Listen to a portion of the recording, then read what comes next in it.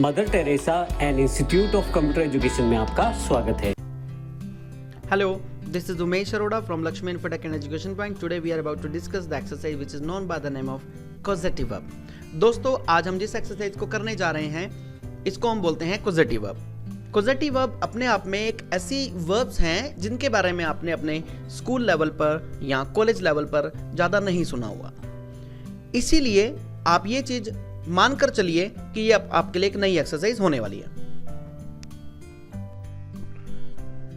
दोस्तों आज हम डिस्कस करेंगे कॉजेटिव वर्ब के बारे में।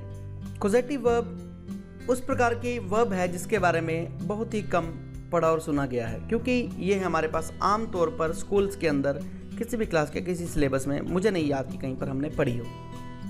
कॉजेटिव वर्ब है क्या? कॉजेटिव वर्ब वो वर्ब जिसमें कर्ता यानी कि सब्जेक्ट खुद काम नहीं करके किसी और को काम करने के लिए प्रेरित करता है, उसको हम कॉजेटिव वर्ब बोलते हैं। इसको हिंदी में बोलते हैं प्रेरणार्थक क्रिया।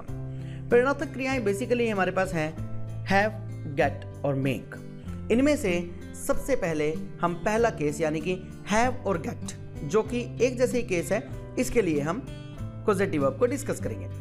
हैव और गेट, जब भी हमें कुछ चाहिए, जब भी किसी काम के होने से या ना होने से हमें किसी चीज की कोई प्राप्ति हो, वहां पर हम हैव और गेट का यूज करते हैं। कॉजेटिव वर्ब की सबसे बड़ी खासियत यह है कि कॉजेटिव वर्ब हमेशा और हमेशा उस टेंस की सेंस के अकॉर्डिंग, दोबारा से सुनिएगा, कॉजेटिव वर्ब यानी कि प्रेरणार्थक क्रियाएं उस टेंस की सेंस के अनुसार अपने आप को बदल लेती हैं और अपने साथ कुछ एक स्पेशल सिस्टम के अकॉर्डिंग वर्ब की थर्ड फॉर्म या फिर वर्ब की फर्स्ट फॉर्म लगाती हैं। यहां पर हम बात कर रहे हैं हैव की और गेट की। हैव और गेट जो है, यहां पर हैव और गेट के साथ हमेशा और हमेशा वर्ब की थर्ड फॉर्म यूज हुआ करती है। जैसे फॉर्मूला आप देख रहे हैं, सब्जेक्ट प्लस हैव या फिर get plus rest of the sentence plus last में इसके third form. Example, I have got him murdered, have this book printed, have my mobile recharged या फिर get my mobile recharged, he got his book copied, Shah Jahan got the Taj Mahal built, get this letter typed, has he got his new house built, she has got her house whitewashed, I have got this work done, who has got this work done, this year the government got a lot of works done, my wife has got her new suit sewn, I have got him transferred, have this computer repaired, I have got him introduced to the chief guest. Can you get this work done? I should get such wonderful book printed. Teachers are getting the school cleaned. You may get that work done. I have got this work done. जिस प्रकार से हमने have और get का use किया, उसी प्रकार से हमारे पास तीसरी कॉजेटिव वर्ब है, वो है make. आप have get और make में अंतर समझिए। have और get का प्रयोग हम उस स्थिति में करते थे जब किसी काम के करने या ना करने से रिलेटेड किसी चीज की कुछ प्राप्ति होती हो, कर्ता को या किसी और को। पिछले आप सभी सेंटेंसेस में देखेंगे कि जो भी काम हुआ या जो भी काम नहीं हुआ या जिस काम के करने के बारे में पूछा गया, उस काम के होने से या ना होने से किसी ना किसी चीज की प्राप्ति जरूर हुई। जैसा कि हमने पीछे एक एग्जाम्पल में देखा था कि Shah Jahan has got the Taj Mahal built, यानी कि शाहजहां ने ताजमहल बनवा दिया। इसमें एक चीज देखने वाली कि शाहजहां ने ताजमहल जो बनवाया उसने खुद नहीं बनाया, उसने आगे बनवाया, यानी कि कर्ता ने खुद काम नहीं करके आगे किसी से काम करवाया, किसी को प्रेरणा देकर काम करवाया। वहां पर हमारे पास पॉजिटिव वर्ब का यूज हुआ, वहां पर हमारे पास हैव का और गेट का प्रयोग हुआ। इसी प्रकार से हमारे पास सेकंड केस है जो है मेक। पहला केस था हैव और गेट और नेक्स्ट हमारे पास केस है मेक। हैव या गेट का हम कहीं पर भी एक दूसरे के स्थान पर प्रयोग कर सकते हैं, लेकिन मेक का प्रयोग जहां पर हम करेंगे वहां पर ओनली एंड ओनली मेक का ही प्रयोग होगा। उसके पीछे रीजन है कि हैव और गेट का जहां पर प्रयोग हम करते थे किसी चीज की प्राप्ति पर, मेक का प्रयोग हम करेंगे जब भी हम किसी को कोई काम करने के लिए विवश कर दें उसके लिए, या फिर हम जबरदस्ती किसी से कोई काम करवाएं, या फिर किसी को कोई प्रेरणा देकर हम काम करवाएं। इसका फॉर्मूला रहने वाला है subject plus make plus rest of the sentence plus first form of the verb. दोबारा से सुनिएगा, subject plus make plus rest sentence plus first form of the verb. Example, I made him work, मैंने उससे काम करवाया या मैंने उसे काम करने के लिए विवश कर दिया। Some people make the small children work, कुछ लोग छोटे बच्चों से काम करवाते हैं, यानी कि उन्हें काम करने के लिए विवश करते हैं। तो इस प्रकार से यहां पर मेक का प्रयोग होगा। I made her to clean the house, people made him dance on DJ floor, he made me tell a lie, minister made his driver to commit suicide, she is making me laugh too much.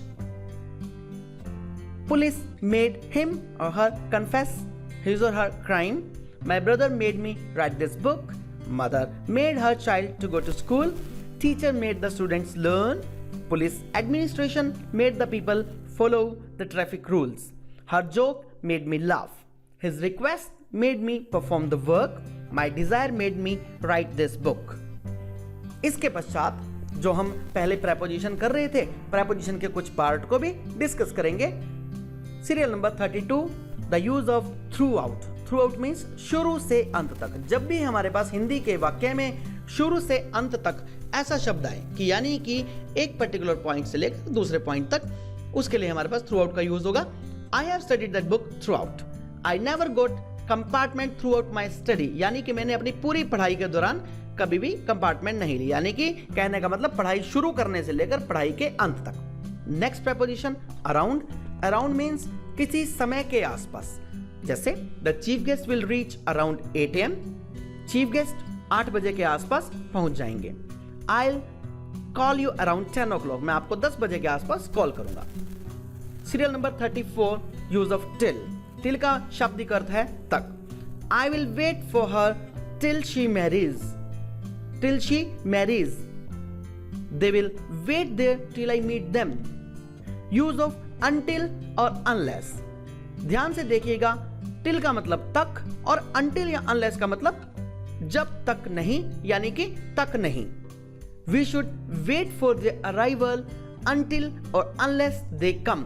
हमें उनकी प्रतीक्षा करनी चाहिए जब तक वे नहीं आ जाते। ये negative sense के अंदर हमारे पास यूज हुआ करता है। Your parents will be ईगरली waiting for your arrival until you come.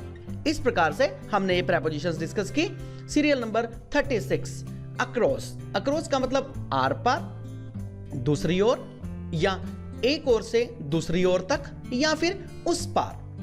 Usually students can't swim across this river, Raveena went across the salt desert. Serial number 37 number की प्रेपोजिशन अवे। अवे का means दूर।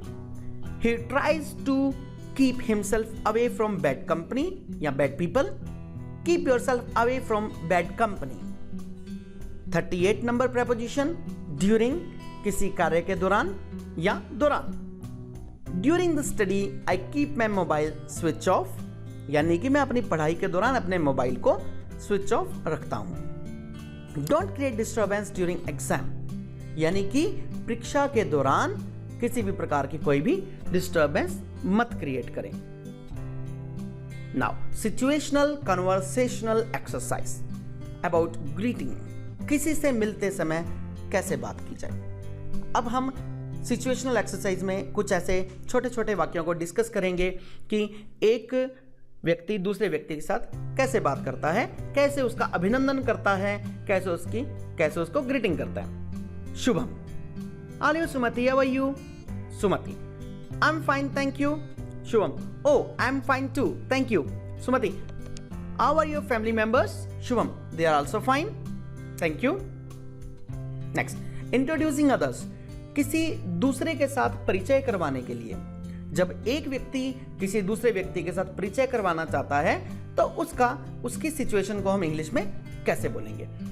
आपके लिए एक suggestion ये कि जो भी आप सिचुएशनल एक्सरसाइजेज स्क्रीन पर देख रहे हैं, इन सिचुएशनल एक्सरसाइजेज को आप अपने मित्रों के साथ बोलने की कोशिश कीजिए, और सबसे अच्छा रहेगा कि 2 मित्र इस प्रकार से रोल प्ले करें ताकि इंग्लिश में एक दूसरे से बातचीत वो कर पाए। जो चीज़ हम हिंदी में बोलते हैं केवल उसी चीज़ को हमें इंग्लिश में कन्वर्ट करना है, और इस आइडिया के हिसाब से इन शब्दों का प्रयोग करके, इन कीवर्ड्स का प्रयोग करके, इन सेंटेंसेस का प्रयोग करके आप श्योर इंग्लिश बोल पाएंगे क्योंकि आपने अब तक बहुत ज़्यादा मेहनत कर ली है। पीछे आपने ग्रामर भी सीखी है और अब जो है आप कुछ एडवांस लेवल तक पहुंच चुके हैं। अब आप धीरे धीरे इंग्लिश बोलना शुरू कर चुके हैं। Simran, I am sure Pooja you will be glad to meet my sister Raveena.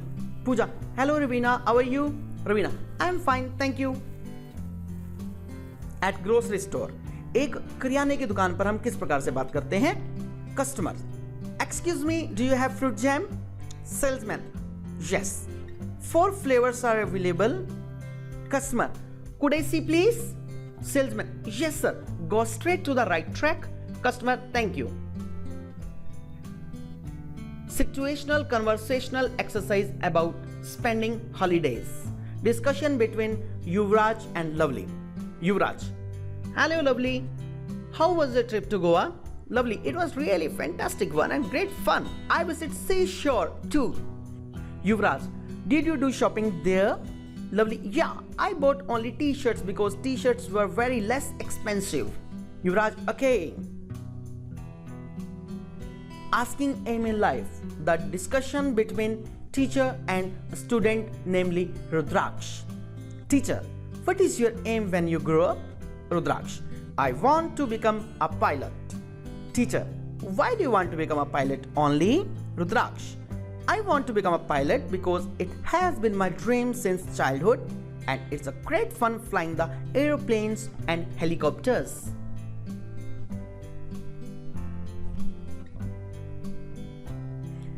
Situational conversational exercise about how to operate ATM machine. Boy, excuse me uncle, could you help me please? Uncle, certainly yes. Boy, I don't know how to operate ATM machine. Uncle, have you ATM card?